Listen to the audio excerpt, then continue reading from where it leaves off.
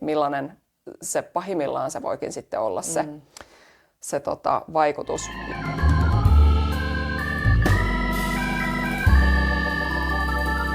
Mietitään, että minkälainen niin kuin lähtökohta sulla on, niin mistä sä oot lähtenyt tavallaan tavoittelemaan vähän erilaista elämää? No joo, mä oon lähtenyt aika erilaisesta lähtökohdasta tavoittelemaan tätä elämää kuin missä nyt on. Mä oon niin kuin työläisperheestä, eli mulla on niin kuin molemmat vanhemmat ollut tämmöisissä perus niin kuin duunariammateissa, jos näin voi sanoa, ja tavallaan se, niin kuin mitä mä oon nähnyt lapsuudessa ja kotona, niin sehän on ollut kaikkea muuta kuin vapaata elämää tai ylipäätänsä sitä, että olisi sitä rahaakaan millään tavalla niin kuin yhtään liikaa. Et se on ollut just se, että niin kuin rahat riittää siihen niin kuin peruselämiseen, mutta ei yhtään enempää. Just näin. Et jotenkin se, että kun se oma lähtökohta on ollut siellä, niin mullahan kesti niin kuin itse asiassa 35 vuotta niin kuin päästä siitä niin kuin tarinasta yli, että et mä voinkin niin kuin lähteä rakentamaan itselleni erilaista elämää. Joo. No mikä sulla oli se käännekohta, että sä sait niinku, tai tavallaan lähdit sille polulle, että sä lähdetkin tavoittelemaan sitä vähän niinku ehkä vapaampaa ja vauraampaa niinku elämää itsellesi? No sen verran mä ehkä palaan siihen, että kun olin nähnyt niin kuin kotoa sen, että miten vanhemmat teki tosi paljon töitä ja tavallaan rahaa ei ollut kuin aivan niin kuin perusjuttuihin, että se oli ihan kädestä suuhun. Niin silloin mä jo muistan, että mä nuorena oikeastaan niin tein sen päätöksen, että mä en tule ihan tommoista elämää elämään, että mä aion opiskella, jotta mä saan ikään kuin paremman työn. Et sen mä olin tehnyt jo silloin aikaisemmin, mutta sehän ei ratkaissut sitä, että mä en olisi sellaisessa niin kuin oravan pyörässä. Et sitten mä tein tosi paljon töitä, mä oon välillä tehnyt niin kuin 3 työtä samaan aikaan, mutta silti kun se rahankäytön malli oli se kädestä suuhun, niin sehän ei niin kuin ratkaissut mitään, vaan mä sain aina kulutettua ne rahat, vaikka sitä tuli enemmän, niin hyvin tehokkaasti niin kuin kaikenlaiseen. Mut se, mikä oli niin kuin se käännekohta itsellä, oli tosiaan silloin niin kuin, kohta 8 vuotta sitten, kun meidän 3. lapsi oli syntymässä. Niin se oli se, milloin mä niin kuin sain sen niin sanotun herätyksen siihen, että mä en halua jatkaa näin, koska oli syntymässä niin kuin 1 lapsi lisää ja muutenkin se arki oli superhektistä, niin tuntui vaan, että seuraavan pyörä vaan kiihtyy ja mä en niin kuin yhtään elä sellaista elämää, mitä mä haluan itse elää tai mitä mä haluan, että mun lapset elää. Joo. Miten sä sait sen käännettyä? Mitä tapahtui sitten? Se oli vähän niin kuin mä oon puhunutkin välillä tällä, niin että se oli todellakin kuin niin kuin herätys. Mä vielä muistan sen päivänkin, se oli 1. päivä tammikuuta, että se oli tällainen vuoden alku ja siinä tuli se herätys ja mähän en koskaan ollut kiinnostunut millään tavalla mistään niin kuin varallisuuteen tai sijoittamiseen tai minkään tällaisista teemoista. Ja sitten otin 1 kirjan käteen ja aloin lukea sitä ja mä luin sitä 2 päivää putkeen ja siitä syntyi se niin kuin kipinä siihen, että mä vaan aloin opiskella lisää ja löytää niitä ihmisiä, ketkä on tehnyt jotain semmoista niin kuin samaa. Ja tässä itse asiassa tullaan siihen, milloin me ollaan sitten tavattu, että mähän on silloin törmännyt niin kuin sinuun. Kyllä. Ja sullahan on sitten taas tosi erilainen lähtökohta, niin kuin ikään kuin mistä sä oot lähtenyt. Että muistan silloin, kun sun kanssa ekan kerran juttelin, että sä olit, niin kuin, mä ajattelinkin, että vau, että toi on, niin kuin, toi on tosi paljon pidemmällä kuin itse näissä ajatuksissa, mutta että, niin kuin, mistä sä oot lähtenyt rakentaa sitä omaa polkua. No mun ehkä niin kuin taustat taas sitten on silleen, että mä oon niin kuin yrittäjä perheestä ja meillä on aina niin kuin, tai silloin kun mä olin nuori, niin oli oma kotitalo ja käytiin vaikka reissaamassakin ja tämmöistä. Oli niin kuin ihan hyvät lähtökohdat, mutta sitten mulla ehkä semmoinen niin varmaan semmoisia merkittävimpiä juttuja, mitkä on vaikuttanut semmoiseen niin oma niin kuin rahasuhteeseen, oli sitten se 90-luvun lama.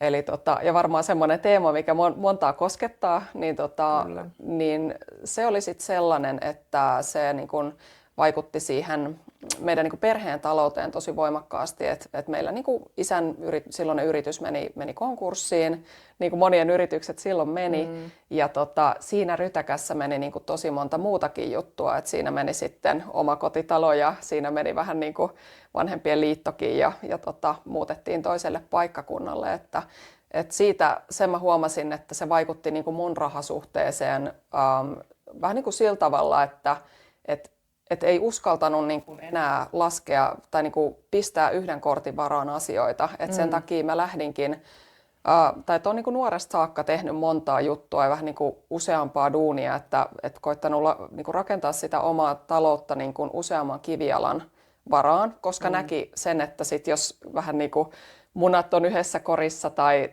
liiaksi, niin kuin, liiaksi nojaa yhteen juttuun, niin sit niin kuin millainen se pahimmillaan se voikin sitten olla se vaikutus. Ja siitä oikeastaan johtuen niin sitten on, niin kuin, on lähtenyt rakentamaan niin kuin useampia tulonlähteitä, että vaikka sitä asuntosijoittamista tai niin kuin asuntojen flippaamista, eli ostetaan ja sitten remontoidaan ja myydään. Niin kun sä sanoit just sitä, että se silloin jo 90-luvun niin kuin lamassa tavallaan sulla muuttui jotenkin se rahasuhde, niin minkä ikäinen sä olit? Mä en kanssa tarkalleen muista, kun sä oot aloittanut tosi paljon aikaisemmin kuin minä, niin minkä ikäinen sä oot niin kuin ollut, että lähtikö se tavallaan heti jo siitä niin kuin muuttumaan? Joo. No ei se niinku tavallaan, no se tavallaan vaikutti siihen kyllä, että mulla oli niinku useampi duuni. Jotenkin, että mä lähdin semmoista polkua niinku tavallaan rakentaa, että mulla on niinku useampi tulonlähde. Mutta sitten sit parikymppisenä niin mulla itse asiassa kävi sit niinku niin, että mun niinku isästä aika jätti. Ja meille jäi niinku, hänen niinku yritystoiminnot jäi meille niinku kuolinpesälle. Ja eivät sinällään olleet hirvittävän niin kuin sellaisia välttämättä niin kuin rahasampoja, mutta enemmänkin, että meille jäi aika paljon semmoista niin kuin asuntosalkku ja tämmöinen kiinteistösalkku, mitä piti lähteä purkamaan ja selvittämään ja järkeistämään. Ja niin kuin oli useammassa maassa tuolla Virossa vähän semmoisia niin kuin haastavia kiinteistöjä, ja eikä siis todella mitään semmoisia niin kuin rahakkaita juttuja, vaan enemmänkin, että piti miettiä, että miten näistä nyt pääsee niin kuin, vähän niin kuin kuivijaloin niin kuin eroon. Ja se olikin oikeastaan semmoinen niin kuin 18 vuoden savotta, että se oli aika semmoinen niin kuin yritystoiminnan ja myös niin kuin kiinteistöhallinnan ja sijoitusasuntojen vähän tämmöinen niin kuin korkea koulu, että aika syviin vesiin mentiin silloin niin kuin jo aika nuorena niissä asioissa, mutta sitten silloin olikin se ajatus, että haluaa vaan niin kuin kaikesta vähän niin kuin eroon, koska se tuli vähän niin kuin liian aikaisin, niin paljon semmoista niin kuin selvitettävää. Mutta sitten oikeastaan mä lähdin vähän niin kuin itse, tein sen päätöksen, että haluan lähteä asuntosijoittamaan, niin se oli sitten 28-vuotiaana, jolloin sitten mä tein sen niin kuin itse sen päätöksen, että mä haluan lähteä niin kuin kartoittamaan tällä omaisuuslajilla niin kuin varallisuutta. Ja lähdinkin kääntämään sitä sitten vähän niin kuin eri suuntaan. Ja sitten tuli se flippaaminen, ehkä olisiko ollut joskus 30 ja 35 vuoden niin kuin välissä, niin sitten tuli ne niin kuin flippikohteet mukaan. Ja minkä ikäinen sä oot nyt, eli kauan tästä on nyt, kun mä olen laskenut, kauan tästä on aikaa? Joo, eli mä oon nyt 39, eli tästä sitten matikalla niin about niin kuin ehkä 11 vuotta. Niin, sitä luokkaa, joo. Kyllä. No, minkä sä oot niin kuin itse nähnyt tavallaan, kun säkin oot niin kuin tehnyt tosi paljon juttuja, että mikä sulla on ollut se niin kuin tavallaan se käänteen tekevä asia siinä, että sä oot niinku saanut rakennettua siitä elämästä nyt vapaampaa ja löytänyt sen niinku oman näköisen vapaan polun. Joo. No varmaan niinku ainakin se, että mä olin niinku tosi vahvasti semmoisessa tarinassa, että mä voin lähteä yrittäjäksi. Ja se juon siitä niinku kokemuksesta juurensa, että se niin kuin yritystoiminnalla oli ollut vähän niin kuin, tai sen loppumisella niin voimakkaat vaikutukset sit meidän niin kuin perheen talouteen silloin. Ja niin mä olin niin kuin saanut vähän semmoisen niin kuin huonon kuvan siitä ehkä niin kuin yrittäjyydestä, ja sitten mua niin kuin pelotti, että jos mä lähden itse sille polulle, niin kuin käy jotain ikävää. Niin mun piti päästä niin kuin siitä tarinasta yli. Siitä tarinasta, että niin kuin, jos mä lähden yrittäjän polulle, niin käy jotain ikävää. Eli oikeastaan vasta sitten, kun mä sain niin kun käännettyä sen tarinan niin kun enemmänkin siihen, että jos teen yritystoimintaa, voin jopa niin kun tehdä elämästäni vapaampaa ja enemmän itseni näköistä ja myös niin kun pitää itsestäni hyvää huolta ja niin kun luoda vielä paremmat tietyllä tapaa olosuhteet vaikka taloudellisesti sinne niin kun omalle perheelle ja muuta, niin vasta kun sain sen käännettyä niin kun siihen muotoon, niin sitten sit alkoi niin kuin tapahtua erilaisia asioita. No, nämä on niin kuin aika, tunnistan itselläkin aika monta sellaista niin kuin asiaa, mitkä on joutunut kääntää ihan päälaille, mutta kauan sulla niin kuin meni tuossa, että sä sait tuollaisen jutun käännettyä, että oliko se niin kuin silleen päivässä vai? Ei ollut päivässä. Joo, se, kyllä se oli niin kuin useamman niin kuin vuoden juttu tietyllä tapaa, että sitä vähän niin kuin muhisteli ja sitten myös ehkä se, että näki niin kuin ympärillään niitä esimerkkejä, niin kuin muita tavallaan niin kuin ihmisiä, jotka oli lähtenyt niin kuin rakentamaan vähän erilaista elämää ja semmoista vapautta ja just niin kuin tehnyt sen vaikka niin kuin tekemällä useampaa juttua ja vaikka just rakentamalla yritystoimintaa ja passiivisia tulonlähteitä. Ja niin kuin, että tietyllä tapaa ne esimerkit oli tosi niin kuin tärkeitä itselle. Joo, ja saan tuosta niinku kiinni, että ne on ollut itsellä kanssa omalla polulla. Mun mielestä se, niinku, ehkä nyt jos miettii, niin se merkittävin juttu, koska mulla oli vielä se, että mulla oli se rahasuhde niin niinku toisenlainen kuin se on tänä päivänä. Että mähän olin niinku lapsenakin kuullut paljon sellaista, että on niinku, näitä ahneella on huono loppu ja mitä kaikkia näitä ihania sanontoja meillä on Suomessa, mutta siis se, että mulla oli se niin kuin jotenkin, että mä en saa edes haluta, että mä oon ahne, jos mä niin kuin haluan lisää, että ainoastaan sillä, että sä annat tyylin kaiken pois, mitä sulla on, niin se on niin kuin hyvä juttu, niin aivan saan kyllä kiinni, että sitten kun alkoi niin kuin tutustua ihmisiin, jolla oli sitä niin kuin varallisuutta ja sitten näki, että ei vitsi, että ne on ihan mielettömän upeita ihmisiä ja että oikeastaan että ne pystyykin tekemään tosi paljon hyvää, koska se mun suhde oli siinä, että se on niinku, että voi vaan tehdä huonoa ikään kuin, jos on rahaa. Niin, just näin. Niin kyllä niinku omalla polulla ja sama sit, kun on yrittäjäksi alkanut 12 vuotta sitten, on alkanut niinku täyspäiväisesti, niin kyllähän siinä oli myös se, että et ei mun ympärillä ollut hirveästi yrittäjiä siinä kohtaa, että ne oli kaikki aika silleen siinä niin kuin palkkatyössä, ehkä just siinä oravan pyörässä ja semmoisessa, missä itse, koska sitä hakeutuu aina vähän niin kuin samankaltaisen seuraan, niin se, että alkoi tutustua yrittäjiin ja jotenkin se, että mitä sen kautta alkoi tapahtua siellä omassa pääkopassa, että sai semmoisen niin kuin yrittäjän mindsetin ja kuuli niitä tarinoita, että ei vitsi, että jotenkin itsellä oli ainakin se tosi pitkään, että mä aina ajattelin, että jos jollain on jotain, niin se on aina ollut sellainen. Että jos toi on yrittäjä, niin se on aina ollut tommoinen. Niin, se on ollut aina yrittäjähenkinen. Kyllä, just näin. Ja kaikki on tullut helpolla. Niin tavallaan se, että miten tärkeää se oli kuulla niitä juttuja. Että kuinka monta kertaa vaikka epäonnistunut asioissa. Tai kuinka paljon on joutunut näkemään niin kuin vaivaa, että joku juttu tapahtuu. Niin silloin on ollut kyllä itselle ihan niin kuin mieletön merkitys. Joo, ja toi on varmaan aika yleistä, että me saatetaan niin kuin, tavallaan oikeasti miettiä sitä, että voidaanko me lähteä niin kuin kokeilemaan juttuja, jos me sitten epäonnistutaankin. Että se niin kuin epäonnistumisen pelko on varmaan sellaisia yksiä niin kuin isoja teemoja, mitkä ihmisiä rajoittaa lähtemästä niin kuin tavoittelemaan sitä vapaampaa elämää, niin kuin vaikka just yritystoiminnan tai niin kuin erilaisten liiketoimintojen tai sijoittamisen tai muun niin kuin, tavallaan avulla. Ja sitten yksi teema, en tiedä tunnistatko yhtään, mutta ainakin itsellä yksi ihan superjarruttava juttu, että uskalsi hypätä yhtään mihinkään, oli se semmoinen niin kuin, tavallaan se semmoinen turvallisuuden niin kuin tavoittelu ja sitten myös semmoinen täydellisyyden tavoittelu. Että mä niinku olisin halunnut tietää niinku valmiiksi, että jos mä tälle polulle menen, niin miten tämä tulee menemään. Ja se niinku sen opettelu, että mä en voi tietää, miten tässä käy.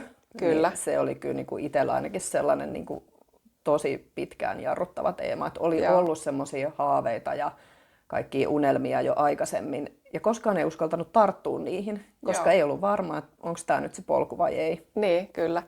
Joo, ja toi on tosi mun mielestä kiinnostavaa, että toit ton esiin, että toihan on niinku, että just, että me saatetaan niinku miettiä, että jos mä niinku lähden tälle polulle, niin riitänkö mä ja onko tämä sitten tarpeeksi. Ja että me saatetaan tietyllä tapaa niinku pyöriä siinä epävarmuudessa ja olla kokonaan lähtemättä sille polulle, koska me ei ihan tarkalleen tiedetä, mihin se meidät vie. Mutta se on niinku tosi arvokasta, jos me pystytään niinku vähän niinku oppii lepäämään siinä epävarmuudessa ja niinku olemaan sen kanssa.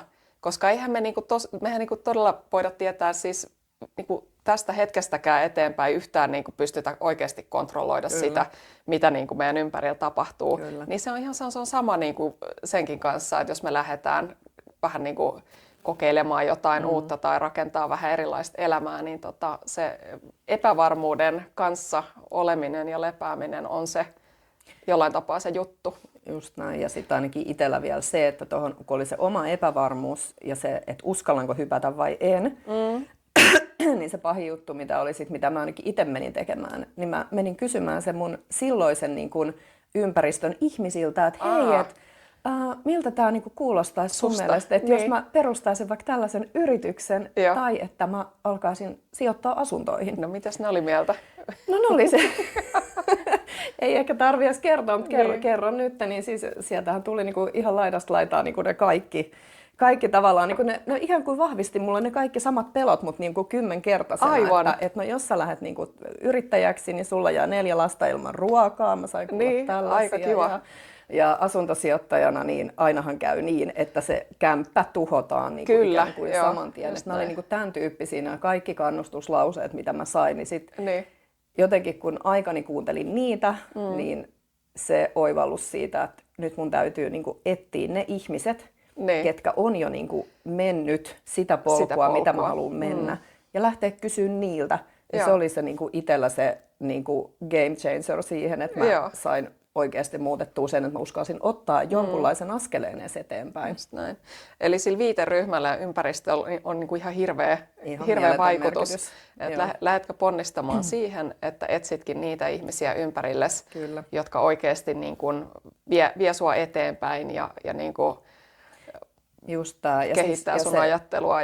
Ja se, että keltä sä kysyt neuvoja, niin kysytkö sä siltä naapurilta, ketä ei ole tehnyt niin kuin asioita, että hän tekee ehkä sitä perus niin kuin vaikka niin kuin oravan pyörää, vai kysyt sä niiltä, ketkä oikeasti on jo tehnyt ne asiat, niin kyllä mä sanoin, että vaikka tuohon asuntosijoittamiseen, niin kyllä mä sain niin kuin huomattavasti parempia niin kuin näkökulmia näiltä asuntosijoittajilta kuin vaikka siltä naapurilta siitä vierestä. Näin.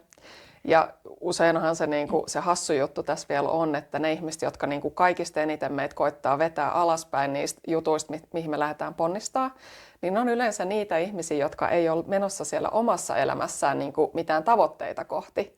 Kyllä. Mutta heille on ehkä tavallaan turvallisempaa se, että niin kuin muut pysyisivät siinä tavallaan samassa, että kukaan ei lähtisi liikkumaan mihinkään. Ja tämä on ihan super tärkeä teema, koska itsellä kesti oikeasti varmaan, niin kuin, en tiedä kuinka monta vuotta tavallaan niin kuin sisäistää tämä, että niillä oli niin iso vaikutus itsellä silloin alkuun niillä kaikkien muiden mielipiteillä. Kyllä. Koska on ollut myös vähän tällaista niin kuin ehkä sitä teemaa, mikä on hidastanut omaa matkaa, että on koittanut vähän olla mieliksi kaikille. Joo. Ja silloin on aika tosi vaikea lähteä yhtään mihinkään suuntaan, koska otat sä minkä suunnan vaan, niin saat aina jollekin niin kuin liikaa tai liian vähän tai pyllistät johonkin tai muuta. Niin se, että pääsi tosta itse niin kuin eroon, niin se oli kanssa aika monen tie. No mikä sua auttoi siinä, että sä pääsit siitä niin kuin miellyttämisestä stepin eteenpäin? Että... No se onkin hyvä kysymys. No siinä on joutunut tekemään kyllä tosi ison työn niin kuin itseni kanssa. Ja oikeastaan ehkä se, niin kuin, mikä varmaan sitä on lähtenyt muuttaa, on se, että sen niin kuin punnitseminen, että haluanko mä elää sitä omaa unelmaelämää. Että me eletään täällä kuitenkin niin kuin kerran, että haluanko mä elää niin kuin sitä elämää, mikä on mun unelma, vai haluanko mä elää vaikka sen naapurin unelmaa tai jonkun sukulaisen unelmaa tai jonkun kaverin unelmaa tai kenen tahansa. Niin jotenkin se niin kuin oivallus siitä, että jos mä oon niiden muiden mielipiteiden varassa, niin mun elämä ei ole koskaan niin kuin oman näköistä. Niin, että se on ehkä se kysymys, että valitsetko sä sen sun oman elämäsi ja oman unelmasi, vai valitsetko sä sen, että sä miellytät muita? Kyllä, just näin.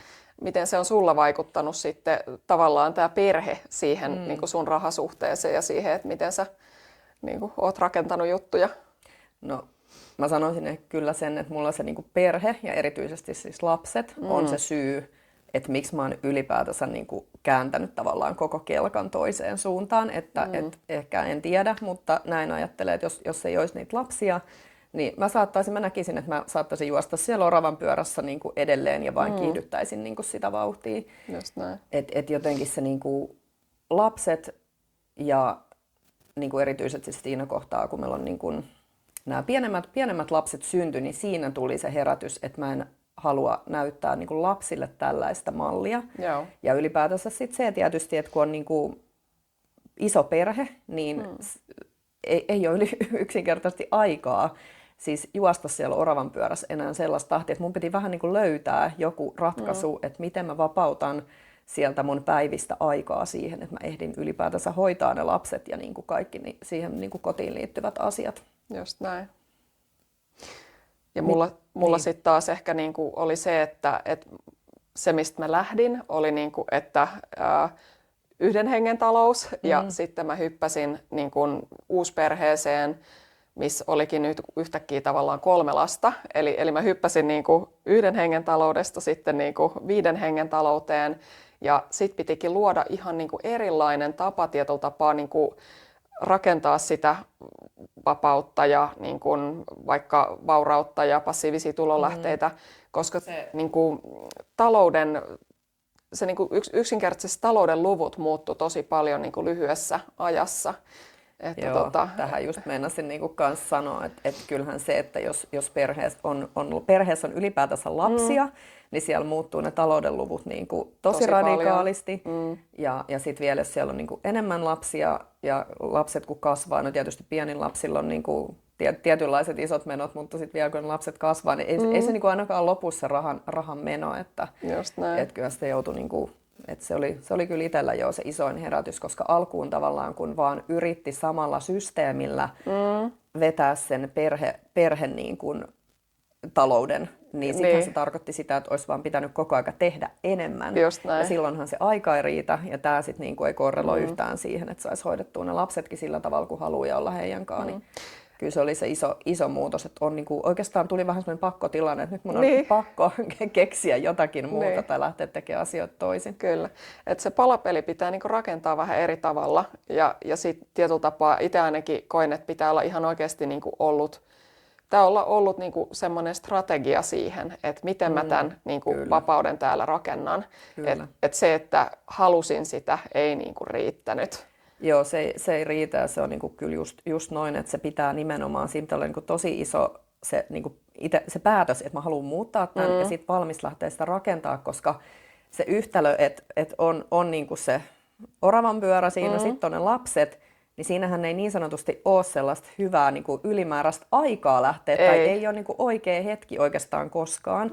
Et ehkä se itselläkin oli jotain, niin kuin, silloin kun niin kuin ensimmäiset lapset syntyi, niin saattoi olla tämmöisiä orastavia ajatuksia, mutta ajattelin aina, että mä lähden sit, kun mulla on niin kuin parempi hetki, kunnes se niin kuin tulisi ehkä se realismi, että ei tässä oikeasti niin kuin tule mitään hetkeä. Parempaa hetkeä 20 vuoteen. Ei tule 20 vuoteen. Et sitten just taas tässä, että kuinka paljon sitten, että vaikka lähtisi tekemään vähän epätäydellisesti alkuun, vähän niin kuin epämääräisellä vaikka suunnitelmallakin, mutta lähtee ylipäätänsä tekemään jotain. Kyllä, niin näin. Siinä 20 vuodessa on saanut tosi paljon aikaa, kuin versus, että odottaisi samassa systeemissä sitä täydellistä hetkeä, mikä on sitten joskus. Niin, sä oot voinut sen 20 vuoden aikana niin kuin rakentaa sen taloudellisen vapauden. Kyllä. Ja ihan oikeasti silloin, kun sulla on hyvä suunnitelma, sä voit tehdä sen niin kuin lyhyemmässäkin ajassa, kuten sä oot tehnyt. Kyllä. Et sulla ei todella, siihen ei tavallaan tarvitse kovin montaa vuotta, jossa niin kuin oikeasti mietit aika tarkkaan sen, että mitä lähdet tekemään. Joo, ja se oli itselläkin se, mikä sai niin kuin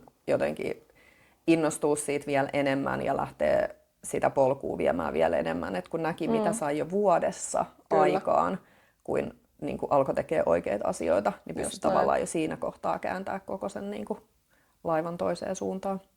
Ja ehkä vielä tuohon äskeiseen teemaan liittyen myös se, että itsellä oli myös se ristiriita siitä, että ensin ajattelin, että mä odotan sitä parempaa hetkeä, mutta sitten ymmärsin sen, että mähän haluan elää sitä mun niin kuin unelmien elämää silloin, kun ne lapset asuu siinä kotona. No niinpä. Ja ne on niin kuin pieniä. Kyllä. Niin se, että mä odottelisin jotain eläkeaikaa, niin silloinhan tavallaan se on niin kuin kokonaan jo mennyt pois se aika mitä niin kuin lasten kanssa haluaa elää. Just näin.